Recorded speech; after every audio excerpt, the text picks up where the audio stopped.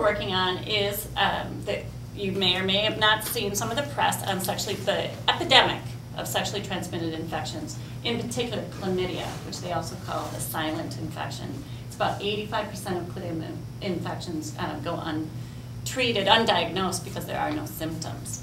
So we at Planned Parenthood and other family planning clinics across the state have seen increased requests for testing for chlamydia infection. We are seeing increased positive results.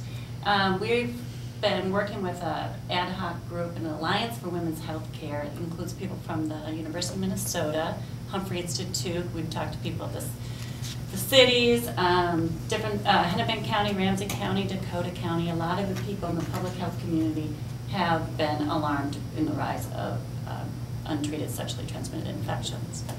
So we are working with these groups, but working with Senator Marty, John Marty of Roseville, and Maria Rude from Minnetonka on legislation that will provide some state money to both the treatment, and the detection and treatment of STIs, and then also education.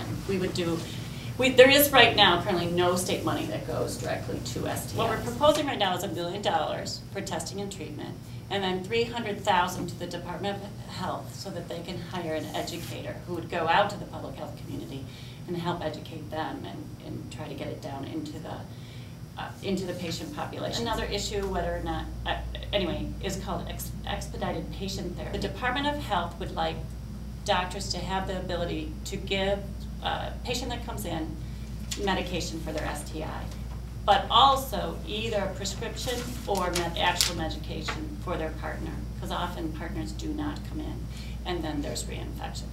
Whether or not, that ultimately will have to be the governor or the Department of Health ask for it.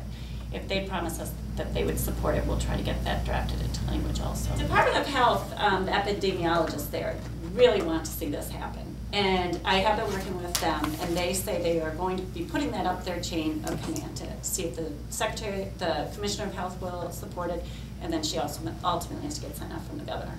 But there is a new Commissioner of Health, and people are hopeful that she seems very science-based, and that she indeed will try to pass